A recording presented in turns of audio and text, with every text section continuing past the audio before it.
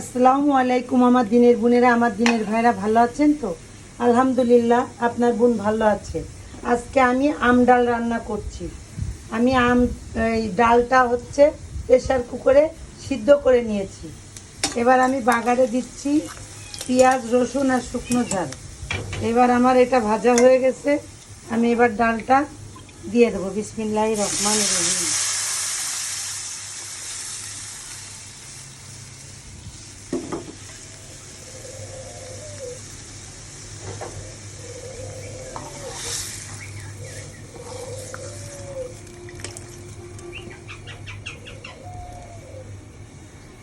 এই গরমের সময় আম ডাল খেলে স্বাস্থ্যের জন্য খুবই উপকারী আর হেলদি একটা খাবার।